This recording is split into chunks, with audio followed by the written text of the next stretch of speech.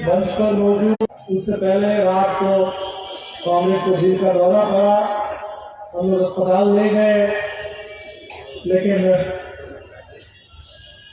Doctor भी वहाँ सफल नहीं हो पाए और 18 तारीख शाम होते होते कॉमरेड बीएम ने हमसे विदा और कॉमरेड विनोद मिश्रा को लेकर के लखनऊ से बनारस होते हुए पूरे उत्तर प्रदेश से फिर पूरे शाहबाद होते हुए हम लोग जिला स्कूल मैदान में पहुंचे और जहां सिर्फ हमारे हिंदुस्तान के नहीं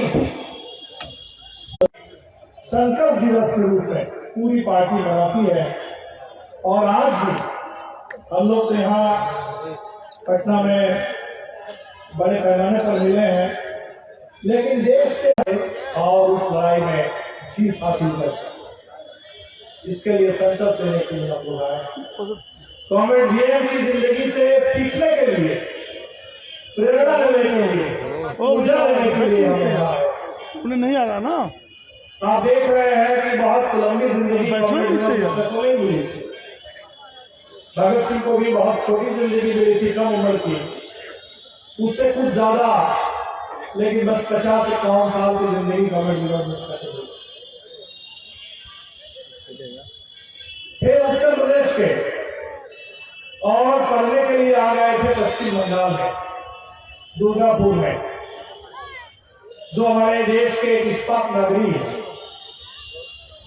बड़े स्टील प्लांट के लिए जाना जाता है दुर्गापुर, और वहीं पढ़ने के लिए, इंजीनियरिंग पढ़ने के लिए आए थे और दार्जिलिंग में किसानों में दस्तक दे दी क्रांतिकारी विभाग के साथ, और देखते ही देखते पूरे देश में एक क्रांतिकारी विभाग खड़ा हो गया। आज ये लोग उसी नक्सलवादी के नाम पर, मोदी जी कुछ लोगों को कह देते हैं कि अर्बन नक्सल है, कुछ हमारे कवियों को, लेखकों को कहते हैं कि कलमधारी नक्सल है। नक्सलवादी जब हुआ तो आजाद हिंदुस्तान का सबसे बड़ा एक जन आंदोलन था। आते हैं, जिस जन आंदोलन में नहीं थे, आते हैं, वो पूरे दार्जिलिंग के 4 लाख के मजदूर, आदिवासी, दलित, भूमिहीन, गरीब किसान से लेकर के कलकत्ता शहर के तमाम विश्वविद्यालय के छात्र, नौजवान, अध्यापक, और सिर्फ बंगाल नहीं बल्कि बंगाल से बिहार होते हुए दिल्ली और उधर पूरे उड़ीसा से दक्षिण की ओर पूरे हिंदुस्तान में फैला हुआ एक बड़ा क्रांतिकारी जन उभार था। और उस उभार के बाद कॉमरेड बीएम ने ये संकल्प ले लिया, उनकी जिंदगी बदल गई कि हमें इंजीनियर अगर बनना है तो इंजीनियर किसी पूंजीपति के लिए उत्पादन करने के लिए नहीं बनना है, बल्कि एक नए समाज के निर्माण करने के लिए एक इंजीनियर बनना है देश के। आज जब हम सोशल इंजीनियरिंग की बात करते हैं, समाज को बदलने की बात नहीं करते, वो जो बना बनाया समाज है उसी में थोड़ा बहुत उसके कुछ ठीक ठाक करके इंजीनियरिंग की बात कर लेते हैं, लेकिन इंजीनियर का तो काम है नया निर्माण करना, नया समाज बनाना, समाज में बदलाव लाना। ये उन्होंने संकल्प ले लिया। आपको पता है 67 में नक्सलवादी का उभार और 2 साल के अंदर 69 में पार्टी बनती है CPI-ML, और पार्टी बनने के तुरंत बाद पूरे देश में एक तरफ अगर पूरे आग की तरह ये क्रांति का उभार ये फैल जाता है, और दूसरी तरफ हमारे देश की सरकार, इस देश के शासक वर्ग, वो इस पूरे उभार को कुचलने के लिए, इस नई पार्टी को खत्म करने के लिए पूरा दमन ढाना शुरू कर दिया। हमारी जो पहले पीढ़ी के जो चारू रजूल्लाह पार्टी के संस्थापक महासचिव 1972 के 28 जुलाई कलकत्ता शहर में पुलिस की हिरासत में उनकी हत्या हो जाती है। हमारे पार्टी के उस दौर के बड़े नेता कॉमरेड शरद दत्त, जो पश्चिम बंगाल के पार्टी के सचिव थे और बहुत बड़े कवि, बड़े लेखक थे बंगाल के, 1971 में उनकी हत्या कर दी जाती है एक दिन सुबह 5 अगस्त को। और आज भी किसी सरकारी रिकॉर्ड में अगर देखिएगा तो कहेंगे कि वो लापता है। जैसे आज पूरे देश में कई जगह हम देखते हैं, कश्मीर में चले जाइए तो हजारों की तादाद में जिनकी हत्या कर दी गई वो सरकारी रिकॉर्ड के मुताबिक लापता लोग हैं। तो ये प्रयोग भी हमारे नेताओं के साथ शुरू हुआ इस देश में। जेल में एनकाउंटर, जेल में डाल दो और जेल से कोई बाहर निकल रहे हैं अगर तो बाहर निकलकर गोली मार दो। ये एनकाउंटर, फर्जी मुठभेड़, उसकी भी शुरुआत उसी दौर में हुई। तो वो जो दौर था, इस दौर के बारे में आपने सुना कि किस दौर में उस धक्के के बीच में, उस दमन के बीच में कॉमरेड विनोद मिश्रा ने, कॉमरेड स्वदेश जी ने, कॉमरेड जौहर ने, उस दौर के हमारे तमाम नेताओं ने पार्टी को जिंदा रखने के लिए, पार्टी को फिर से खड़ा करने के लिए उन्होंने पूरी अपनी कोशिश की।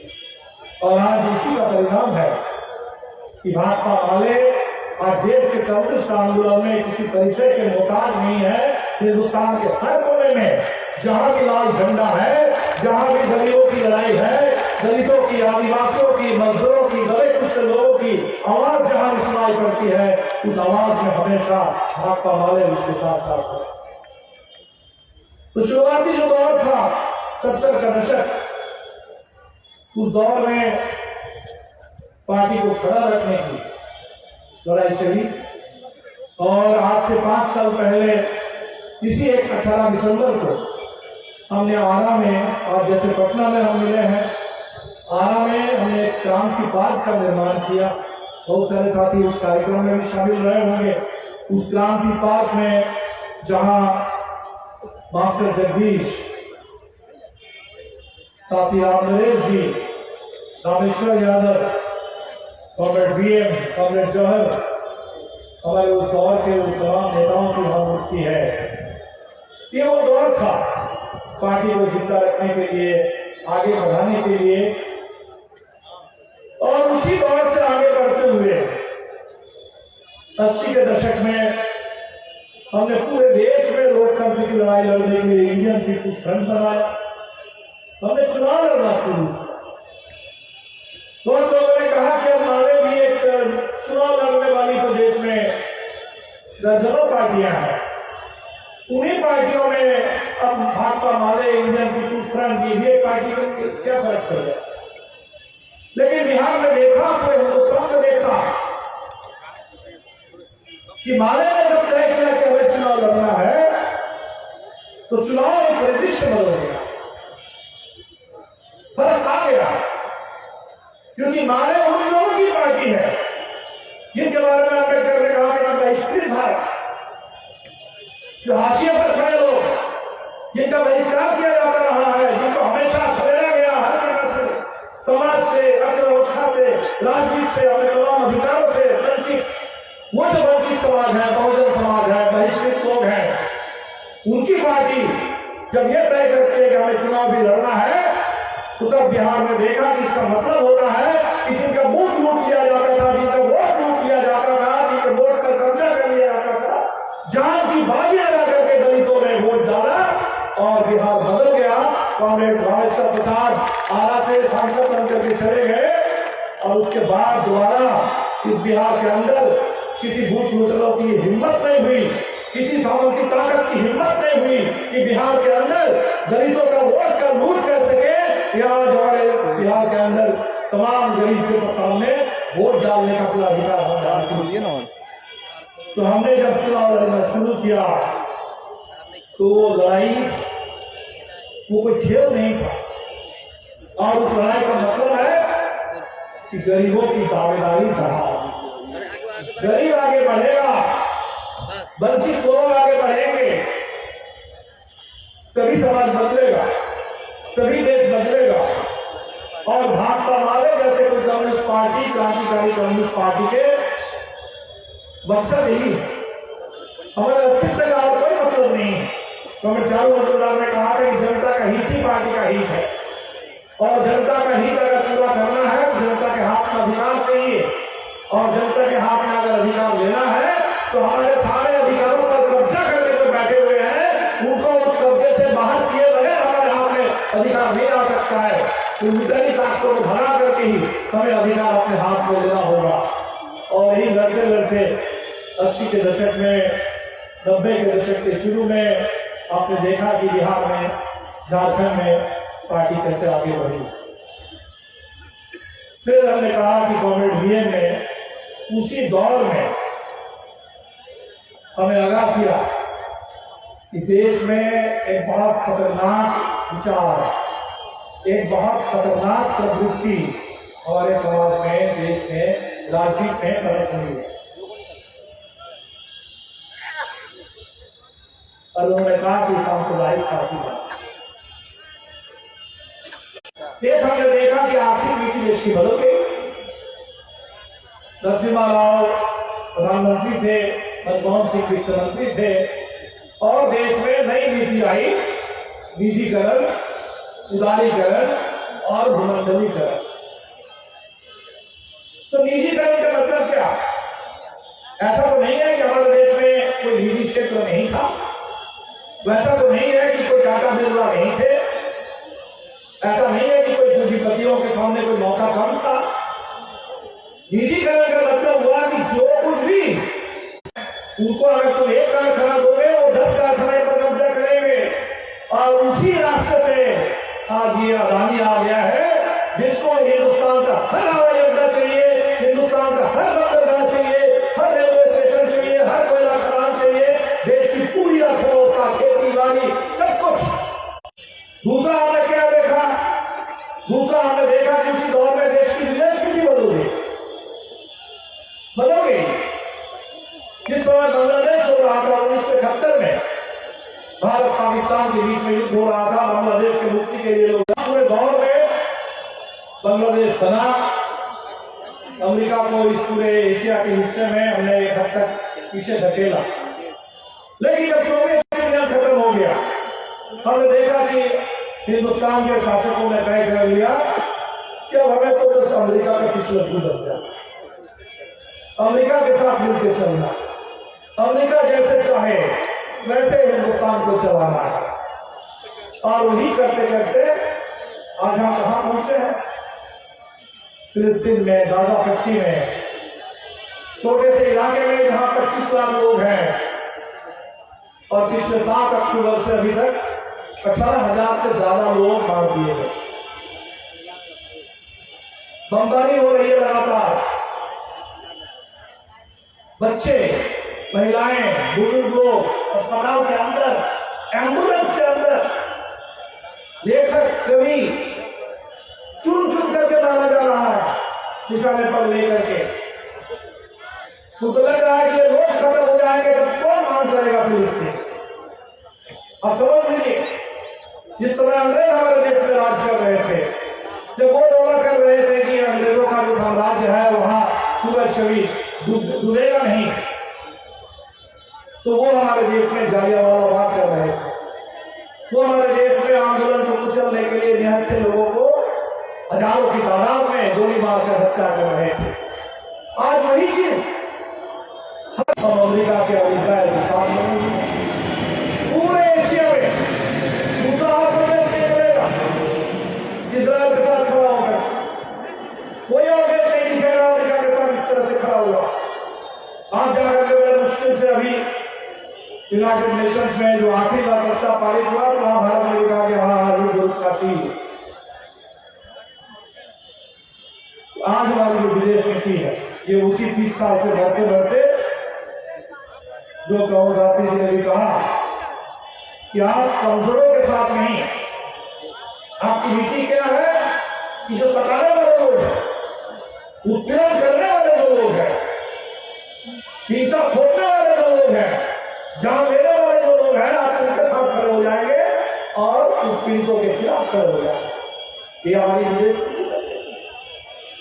और तीसरा, इसी दौर में वो अडवाणी जी रथ लेकर के निकले थे राम मंदिर के नाम पर। ये बिहार है, बिहार में उस रथ को रोका था। अडवाणी जी को भी उस समय लालू जी मुख्यमंत्री थे, सड़क पर भी हम लोगों ने रोका और राज्य सरकार ने भी उनको रोका। लेकिन बावजूद इसके 6 दिसंबर 1992 बाबरी मस्जिद के लोग शहीद कर दिए। उनके तो नारे ही लग रहे थे कि अयोध्या एक झांकी है, काशी मथुरा बाकी है। तो कॉमरेड विनोद मिश्र को मालूम था कि ये कोई एक मंदिर और मस्जिद का सवाल नहीं है।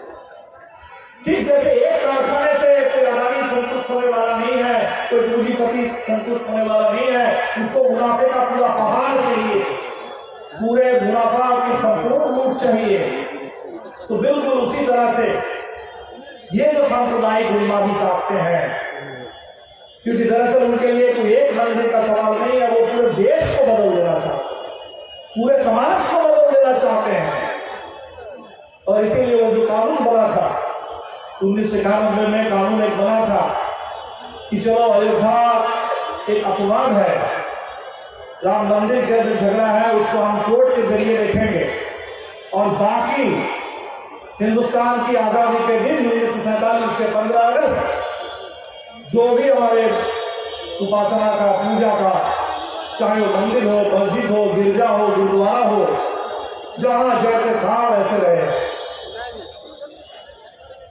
ये कानून बना था, आज भी वो कानून बना हुआ है, लेकिन इस कानून को भी हम बदल देना चाहते हैं ताकि सारे मंदिर मस्जिद जो भी हो खुल जाए उनके लिए। और जब जहां मर्जी, कभी मथुरा, कभी काशी, कर्नाटका में अभी कहते हैं कि वहां राम जन्मभूमि हो गया, अभी हनुमान का जन्मभूमि चाहिए, बजरंगबली के जन्मभूमि के नाम पर वहां चल रहा है। तो पूरे देश में इसका जन्मभूमि, उसका जन्मभूमि के नाम पर लगातार साल भर उनको ही काम करना है। तो कॉमरेड विनोद मिश्र ने तीनों चीजों को देख लिया, इन तीनों चीजों को देख लिया कि ये जो आर्थिक नीति है, ये जो विदेश नीति है और पूरे हिंदुस्तान की पहचान को मिटाने के लिए, बदलने के लिए ये जो सांप्रदायिक उन्मादी ताकत है, ये ताकत लेकिन देश के लिए बहुत बड़ा खतरा है। और हमने बिहार में ये देखा, बथानी टोला में जब जनसंग्राम हुआ तो उस जनसंग्राम के बाद कॉमरेड विनोद मिश्र ने कहा कि भाई ये सिर्फ सामंती ताकत नहीं है, ये सामंती सांप्रदायिक साजिश है। और वो जो सामंती सांप्रदायिक साजिश का नंगा नाच, तो ताकतों का जो नंगा नाच हमने बथानी टोला में देखा, 6 साल बाद उसी को बड़े पैमाने पर हमने गुजरात में देखा, जिसको गुजरात का जनसंग्राम कहा। इसी दौर में 1992 के दिसंबर के महीने में पार्टी का 5वां महाधिवेशन था कलकत्ता में, और हमारी पार्टी जो इससे पहले खुले रूप में काम नहीं करती थी, तो पार्टी खुल करके सामने आई। खुलकर क्यों सामने आई? लड़ाई को तेज करने के लिए। ये जो ताकत है जो देश की अर्थव्यवस्था से लेकर के, समाज से लेकर के, हमारी आजादी, हमारे संविधान, हमारा लोकतंत्र, हर चीज को बर्बाद कर देना चाहते हैं, कब्जा कर लेना चाहते हैं, इन ताकतों को पीछे धकेलने के लिए, इनको शिकस्त देने के लिए मजबूत कम्युनिस्ट पार्टी चाहिए, लाल झंडे की पूरी ताकत चाहिए। और इसके लिए हम लोगों ने संकल्प किया और आज हमारे सामने बिल्कुल भी, अगर 80 के दशक में हम देख रहे थे कि हमारा वोट लूट लिया जाता है, बूथ लूट लिया जाता है, और आज तो लोग कह रहे हैं पूरा का पूरा चुनाव लूट लिया जाता है। बूथ लूट लिया जाता था तो चुनाव आयोग को लूट लिया गया, कानून बना दिया। सुप्रीम कोर्ट ने कहा था कि भाई चुनाव आयोग, अगर हम चाहते हैं कि चुनाव निष्पक्ष हो, अगर हम चाहते हैं कि चुनाव स्वतंत्र हो, तो स्वतंत्र और निष्पक्ष चुनाव कराने के लिए चुनाव आयोग को भी तो स्वतंत्र होना होगा, चुनाव आयोग को भी तो निष्पक्ष होना होगा। तो स्वतंत्र और निष्पक्ष चुनाव आयोग को कौन चुनेगा? तो सुप्रीम कोर्ट ने कहा था कि भाई 3 लोगों के ऊपर ये जिम्मेदारी हो ठीक है, सरकार है तो प्रधानमंत्री रहे, विपक्ष है तो विपक्ष के नेता रहे, और एक सुप्रीम कोर्ट के चीफ जस्टिस रहे जो ना सरकार के हैं ना विपक्ष के हैं, वो संविधान के हैं। तो तीनों मिलकर के तय करें। तो अभी आप देखेंगे कि राज्यसभा में पारित हो गया, लोकसभा में पारित हो जाएगा। इसको बदल दे रहे हैं। क्या कह रहे हैं कि कौन लोग तय करेंगे? 3 लोगों की कमेटी होगी, प्रधानमंत्री होंगे, प्रधानमंत्री द्वारा मनोनीत वो तय करेंगे, उन्हीं के मंत्रिमंडल के किसी और एक साथ, मतलब ये तय कर लेंगे, नरेंद्र मोदी तय कर लेंगे कि अमित शाह भी इसमें रहे या राजनाथ सिंह भी इसी में रहे। तो 2 लोग तो हो गए सीधे सरकार के, और तीसरा एक विपक्ष के किसी नेता को रख लेंगे। तो जहां 3 में 2 सरकार के होंगे, वहां विपक्ष के किसी के कहने का क्या मतलब है? अभी आपने देखा जो एथिक्स कमेटी बनी थी वो हुआ मैटर पर तय करने के लिए, तो 11 लोगों की कमेटी थी, 6-4 से उन्होंने कह दिया कि महुआ मैटर को बाहर निकाल दिया जाए, संसद से उनको बाहर कर दिया जाए, और संसद से बस 2 घंटे के अंदर उनको बाहर कर दिया गया। 500 पेज की रिपोर्ट संसद में रख दी गई, रिपोर्ट पर कोई चर्चा नहीं हुई, उस सांसद को अपना पक्ष रखने के लिए भी मौका नहीं दिया गया, बस तो अगर इस तरीके से कमेटी बनेगी चलेगी तब इस देश में चुनाव का क्या होगा? तो हम जहां वोट लूट की बात करते थे, वोट लूट की बात करते थे, आज तो हमारे संविधान का लूट हो रहा है, चुनाव आयोग का लूट हो रहा है, पूरे चुनाव का लूट हो रहा है। और तब ऐसी स्थिति में इस लोकतंत्र की लड़ाई को कौन लड़ेगा? इस संविधान की रक्षा की लड़ाई को कौन लड़ेगा? जिनको कदम कदम पर लड़ते हुए ही आगे बढ़ना पड़ा है, हिंदुस्तान के गरीबों को, हमारे पूरे बिहार के इन तमाम संगठन साथियों को हम ही लड़ेंगे जो गुलामी के खिलाफ लड़ते हुए देश को आजाद किए हैं, जो लड़ करके हमने वोट डालने का अधिकार हासिल किया है। तो आज संविधान की हिफाजत करने के लिए, लोकतंत्र की हिफाजत करने के लिए इस पूरे देश में चुनाव प्रक्रिया अगर है तो उस चुनाव प्रक्रिया में जनता की आवाज का कोई मतलब हो, इस बात की गारंटी करने के लिए यहाँ नहीं आ गया। तो साथियों, कॉमरेड विनोद मिश्रा ने पार्टी को जहां तक पहुंचा था उस दौर में हमारे सबके सामने ये चुनौती थी कि उनके सपनों की पार्टी, तो हमें चारों वजनदार में भी आखिरी संदेश में ही कहा था कि पार्टी रहे, पार्टी जिंदा रहेगी। तो आज परिस्थिति अगर बहुत कठिन है तो कल हमारे लिए अच्छी परिस्थिति भी आएगी। आज अगर लग रहा है कि बहुत अंधेरा है, आज अगर लग रहा है कि बहुत दमन है, बहुत इन लोगों का बोलबाला है, तो समय बदलेगा, और समय बदलेगा, पार्टी रहेगी तो फिर क्रांति दस्तक देगी, और फिर तब उस समय हम देश के आगे बढ़ेंगे। तो हमने बिल्कुल इसी तरह से पार्टी को जिंदा रखा, आगे बढ़ाया, और आज हमारे सामने बिल्कुल ये स्थिति है, और ये स्थिति साफ है, बहुत साफ है। हमने कहा कि देश में व्यापक विपक्षी एकता चाहिए। पार्टी महाधिवेशन हमने किया, महाधिवेशन में भी हमने नीतीश जी को बुलाया, तेजस्वी जी भी आए, कांग्रेस के सलमान खुर्शीद साहब भी आए, तमिलनाडु से हमारे दलित नेता तिरुवल्लुवर भी आए। बात हुई कि व्यापक विपक्षी एकता का निर्माण हो, और अच्छी बात है। पटना में बैठक हुई, फिर बेंगलोर में बैठक हुई, फिर मुंबई में बैठक हुई, और अभी कल दिल्ली में हम सब लोग फिर मिलेंगे, इंडिया गठबंधन, उसकी फिर बैठक होगी। ये एकता तो जरूरी है, एकता की, लेकिन चुनाव में हमें क्या सिखाया, चुनाव में हमें क्या बताया? ये कर्नाटक का चुनाव है, कांग्रेस को अच्छी जीत मिली। तेलंगाना का चुनाव है, कांग्रेस को जीत मिली वहां। लेकिन ये 3 राज्यों का चुनाव हुआ है, राजस्थान में, छत्तीसगढ़ में, मध्य प्रदेश में, बहुत जगह लोग कह रहे हैं कि चुनाव को लूट लिया गया। तो हमारे सामने बड़ा सवाल है कि चुनाव को अगर लड़ना है तो एक तरफ चुनाव लड़ने वाले वो तो लूटने वाले लोग हैं और लूटने के लिए वो चुनाव लड़ रहा है, तो दूसरी तरफ भी हमें बिल्कुल वैसी तैयारी रखनी होगी कि हर कीमत पर इनके इस पूरे लूट को शिकस्त देने के लिए हम तैयार रहेंगे, देश की हिफाजत करेंगे, तब जाकर हम चुनाव लड़ पाएंगे, जीत पाएंगे। और इसीलिए चुनाव कोई मामूली चुनाव नहीं, आर पार की लड़ाई में लोकतंत्र की रक्षा करने के लिए, जनता की आवाज उसकी बुलंदी के लिए, संविधान की हिफाजत करने के लिए हम लोगों को तैयार होना होगा। जो जनता के मुद्दे हैं ये क्या चाहते हैं? जनता कह रही है कि हमारे मुद्दों पर बात नहीं हो रही है।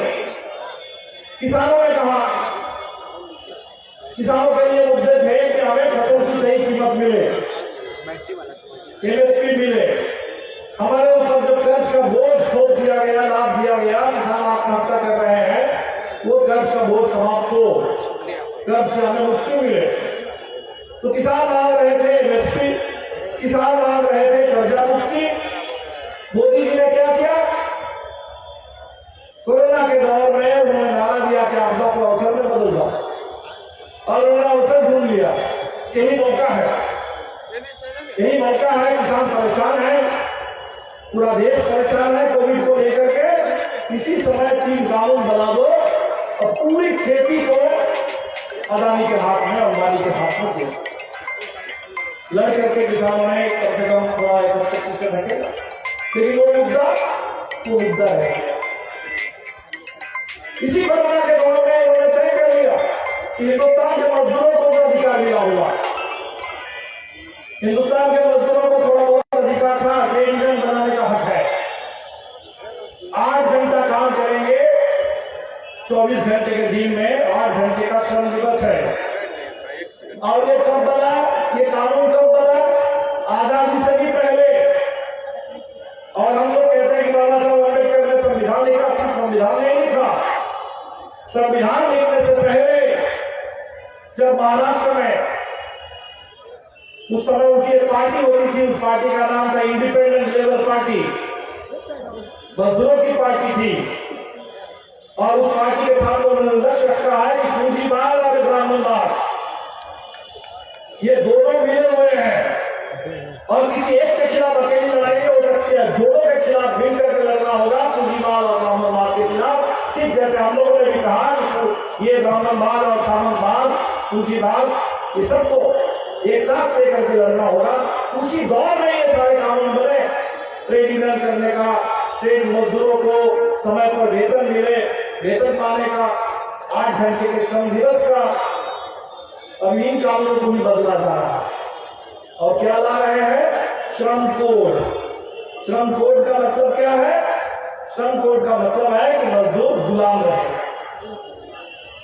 आजाद देश का हम कहेंगे कि आजाद हिंदुस्तान, लेकिन गुलाम मजदूर। आजाद हिंदुस्तान के गुलाम मजदूर वो काम करेंगे किसी पूंजीपति के लिए, और वो पूंजीपति जितना पैसा दे ना दे वही देकर के उसको रहेगा।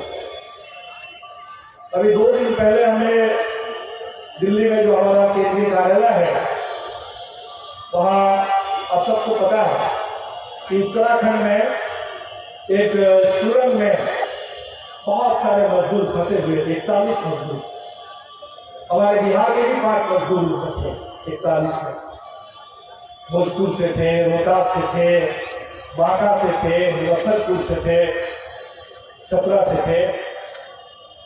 तो 41 मजदूर 17 दिन तक फंसे हुए थे उस सुरंग के अंदर।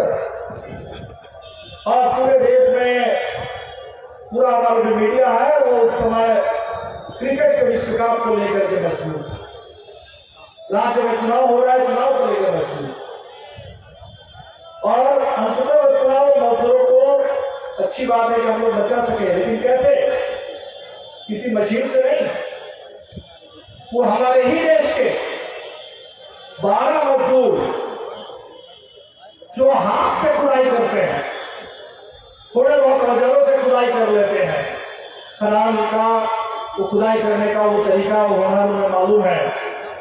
अब उनके बारे में कहा गया कि रैक होल माइनर्स है। अब सवाल है कि रैक होल माइनर्स ये पुराना शब्द है, आर्टिजनल कारीगर है, वो ऐसे खनन का उनको हुनर मालूम है कि उस काम को कर सकते हैं। तो इन मजदूरों ने एक दर्जन मजदूरों ने उनको बचाया। हमने उन मजदूरों को अभी पार्टी कार्यालय में सम्मानित किया। हमने सुना उन मजदूरों को सुना। एक दर्जन मजदूर, इनमें से ज्यादातर मुस्लिम थे और 2-3 दलित है। उन मजदूरों का हमने सुना। मुन्ना कुरैशी, रशीद अंसारी, अंकुर, सौरभ, इनको हमने सुना। हमने देखा कि उन मजदूरों ने क्या कहा। वो अपने आप भी हमसे उन्होंने साझा किया और उन्होंने कहा कि भाई, उनसे पत्रकारों ने भी पूछा कि आप क्या चाहते हैं, सरकार से आपकी क्या मांग है। तो मुन्ना कुरैशी ने कहा कि भाई सरकार से हम ये कहते हैं कि मजदूरों का इतना तो शोषण हो रहा है, ये कंपनी वाले कम से कम पैसा दे करके ज्यादा से ज्यादा हमसे काम करवाना चाहते हैं, तो इस पर कुछ रोक लगे। सरकार अगर रोक लगा सकती है तो सरकार रोक लगाए। ये मजदूरों की बात। अभी आपने देखा कि कुछ नौजवान संसद में, आपको सुना होगा कि जैसे किसी जमाने में भगत सिंह और बटुकेश्वर दत्त में जब अंग्रेजों का राज था, उस समय की जो सेंट्रल असेंबली है, उस सेंट्रल असेंबली में धमाका करने के लिए दोनों गए। उन्होंने धमाका किया। उन्होंने कहा भी क्या हम किसी को मारना नहीं चाहते हैं, हम ये चाहते हैं कि हम धमाका इसलिए करने आए हैं ताकि बहरों को भी सुनाई दे। और उस समय जो कानून बन रहे थे मजदूरों के खिलाफ, नागरिक अधिकार के खिलाफ, आजादी के खिलाफ, इस कानून के खिलाफ उन्होंने अपना प्रतिवाद दर्ज किया।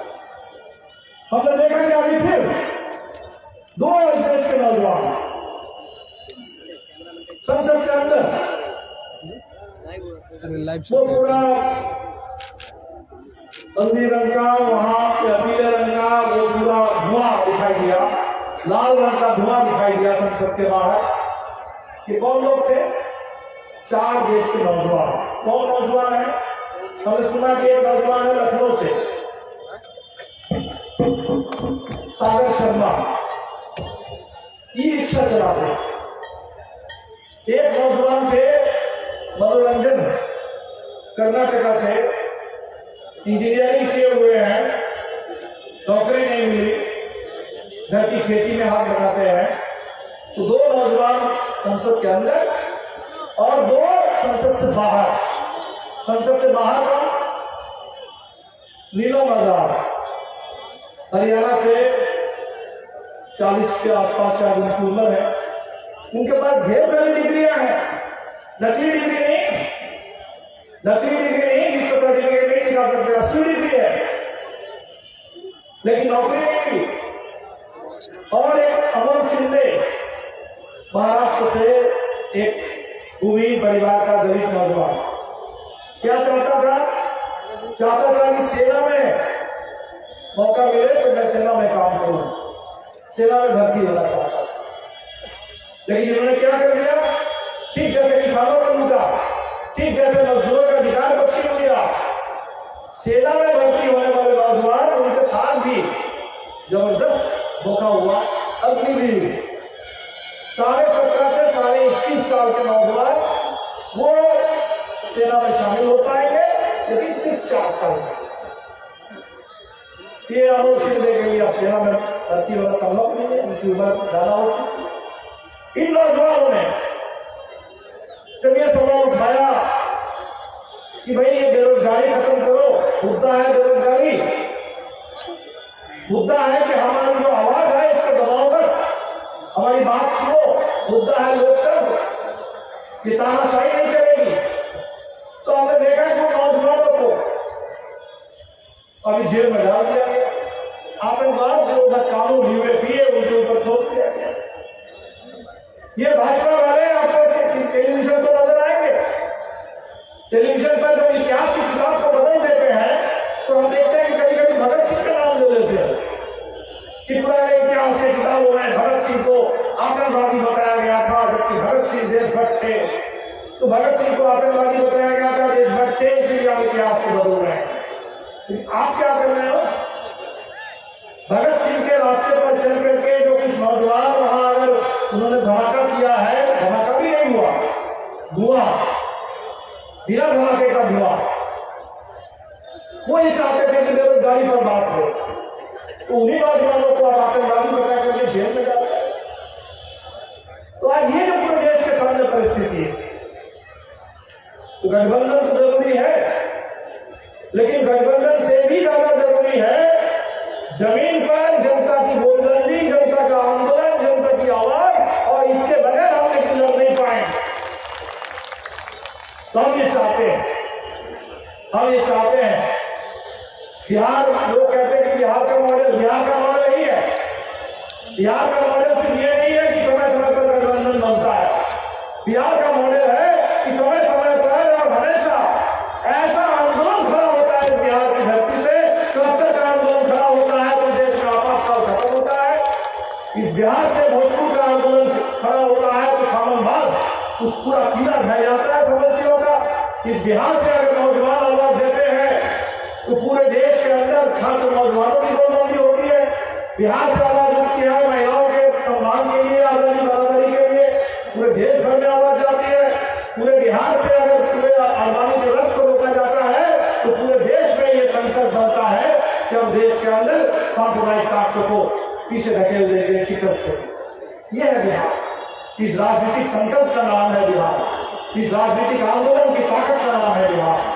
और हम चाहते हैं कि ये बिहार का मॉडल है, यही मॉडल आज पूरे हिंदुस्तान में जो हमें व्यापक विपक्षी एकता का निर्माण करना है, वो विपक्षी एकता इसी आंदोलन पर आधारित हो और इस पूरे आंदोलन के जज्बे के साथ 24 के चुनाव का हम लोग लड़ना चाहते हैं। चलो हम लोग इसी बात को रखेंगे। दिल्ली में जो बैठक होगी, समय बहुत कम है और कम समय में इस कठिन लड़ाई को जीतना है। इसीलिए संकल्प के साथ हम लोग यहाँ आए, इसीलिए ये तय करना है, ये तय कर लेना है कि निश्चित तौर पर ये आर पार की लड़ाई, बड़ी लड़ाई। आज हम कह रहे हैं कि संविधान खतरे में है और ठीक से अगर हम लोग बाबा साहब अम्बेडकर को याद करें तो 75 साल पहले संविधान जब पारित हो रहा था, कुछ लोग कह रहे थे अब हो गया, सब हो गया। बाबा साहब ने नहीं कहा। बाबा साहब ने उस समय कहा कि भाई अच्छा संविधान और बुरा संविधान क्या होता है? अच्छे से अच्छे संविधान गलत लोगों के हाथ में अगर चला जाएगा, वो गलत लोग उस अच्छे संविधान का भी वो आचार बना दे, बर्बाद कर दे। ठीक जैसे भगत सिंह ने कहा था कि आजादी का मतलब क्या? गोरे अंग्रेज की जगह पर अगर भूरे अंग्रेज अगर आ जाए और अंग्रेजों के रास्ते पर उसी नक्शे कदम पर उसी तर्ज पर अगर देश में शासन करना शुरू कर दे, हमारे तमाम संसाधनों को लूटना शुरू कर दे, हमारे तमाम अधिकारों को छीनना शुरू कर दे, तब उस आजादी का क्या मतलब? तो बाबा साहब ने ये चेतावनी दी थी कि सिर्फ अच्छा संविधान नहीं, संविधान की रक्षा करने वाले, चलाने वाले, उस पर अमल करने वाले कैसे लोग हैं, उन लोगों पर नजर किसकी होगी? जनता की, जनता की निगरानी।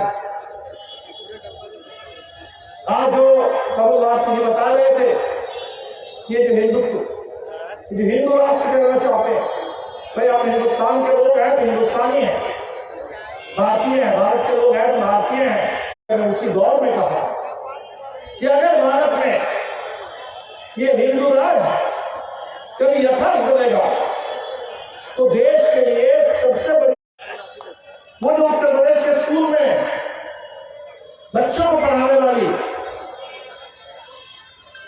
वो महिला शिक्षिका है, जो किसी छोटा मुस्लिम बच्चा अगर वो पढ़ाई करके नहीं आया, नहीं पढ़ पाया, उसको खड़े करवा करके बाकी बच्चों से कहती है कि बारी बारी से उसको मारो, जोर से मारो। इस विचार का क्या होगा? ये जो नफरत, ये जिस देश के अंदर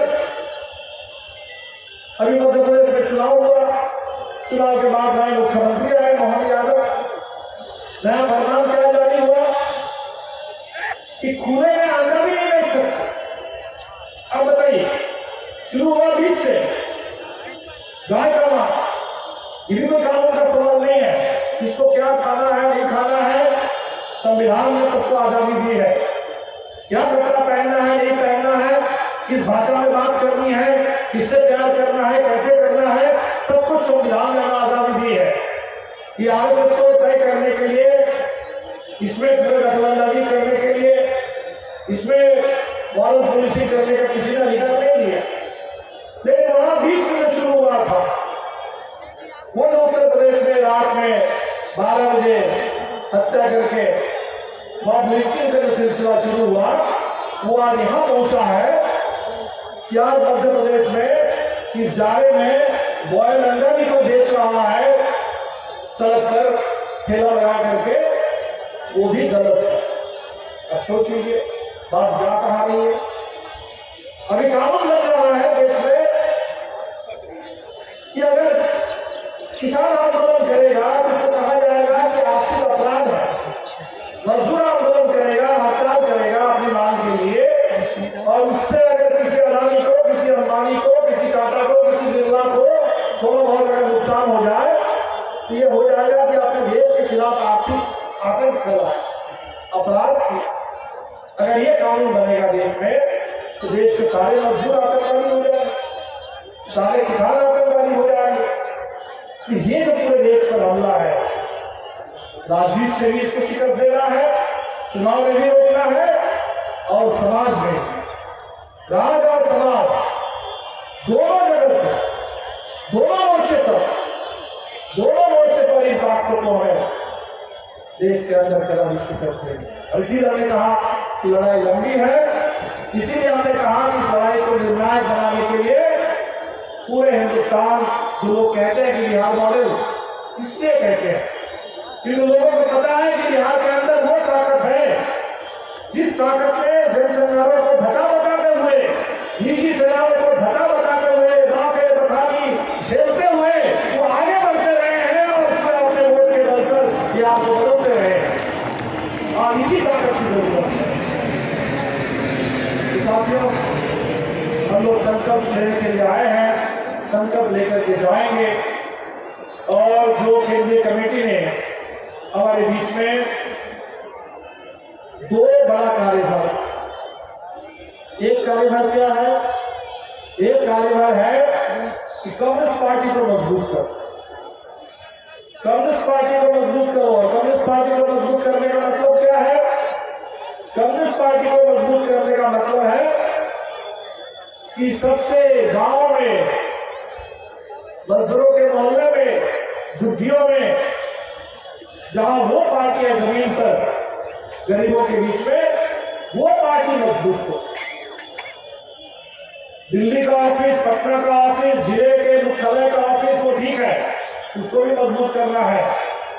लेकिन गांव की पार्टी, जो पहली पार्टी है, पंचायत की पार्टी, नीचे के उस पार्टी ढांचे को मजबूत करना है। ये पार्टी केंद्रीय कमेटी ने आया।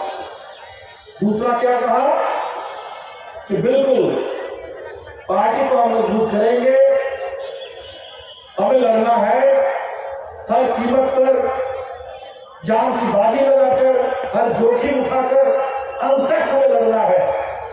लेकिन इस बड़ी लड़ाई में, जैसे देश की आजादी की लड़ाई थी, आजादी की लड़ाई में बहुत सारे लोग थे, सभी धारा के लोग थे। भगत सिंह भी थे, भगत सिंह के रास्ते पर हिंदुस्तान के कम्युनिस्ट आगे बढ़े, गांधी भी थे, नेहरू भी थे, सुभाष बोस भी थे, बाबा साहब अम्बेडकर थे, सारे ढेर सारे लोग। और किसी का ज्यादा जोर सामाजिक बराबरी पर, किसी का ज्यादा जोर राजनीतिक आजादी पर, किसी का जोर मजदूर आंदोलन पर, किसी का जोर किसान आंदोलन पर, महिला आंदोलन पर, अलग अलग मोर्चे पर लड़ते हुए, लेकिन सबने मिल करके देश को आजादी दिलाने का काम किया। आज भी अगर हमें गुलाम बनाने की फिर से कोशिश हो रही है, अगर संविधान के नाम पर मनुस्मृति को हमारे ऊपर थोपने की साजिश हो रही है, अगर संविधान में मिली आजादी को हमसे छीनने की कोशिश हो रही है, अगर इस देश की अर्थव्यवस्था पर जो गरीबों का अधिकार है, जल जंगल जमीन पर आदिवासियों का, दलितों का, मजदूरों का, किसानों का, इसको छीनने की कोशिश हो रही है, तो इसके खिलाफ निश्चित तौर पर इस गुलामी के खिलाफ हमें फिर आज जो लड़ाई लड़नी है वो किसी आजादी की लड़ाई से कम है। और जैसे बिल्कुल 47 से पहले वाली आजादी की लड़ाई में ढेर सारी विचारधाराएं तो साथ लेकर के चलना, जो एक कदम भी चलने के लिए तैयार है उनको भी साथ लेकर चलना, जो किसी एक सवाल पर इस कमी नहीं है।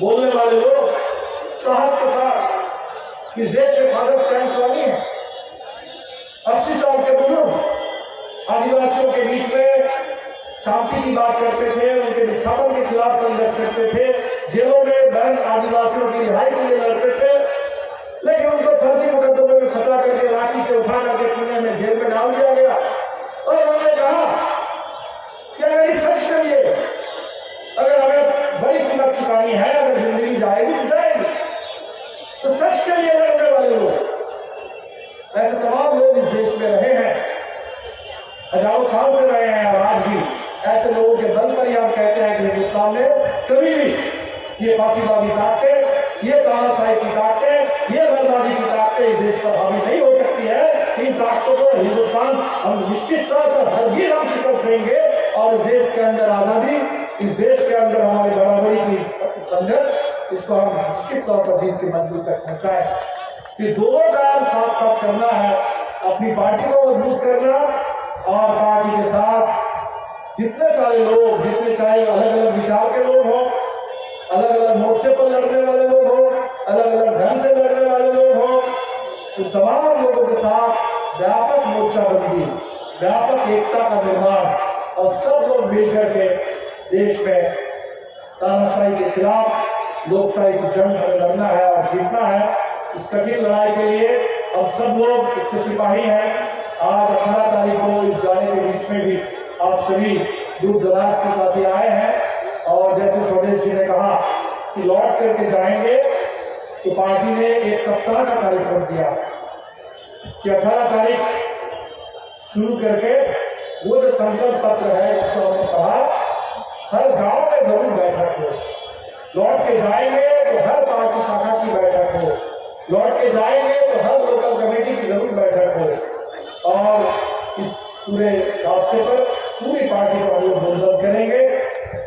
2024 आने वाला है, निर्णायक लड़ाई का साल है, और 2024 निश्चित तौर पर एक मील का पत्थर साबित हो फांसीवाद के खिलाफ, जनता की जीत के लिए, फांसीवाद के खिलाफ, लोकतंत्र की जीत के लिए, गैर बराबरी के खिलाफ बराबरी की लड़ाई के लिए, गुलामी के खिलाफ आजादी के लिए एक मील का पत्थर साबित हो।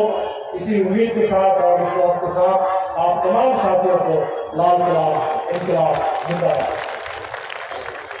इंकलाब जिंदाबाद, जिंदाबाद जिंदाबाद, जिंदाबाद जिंदाबाद।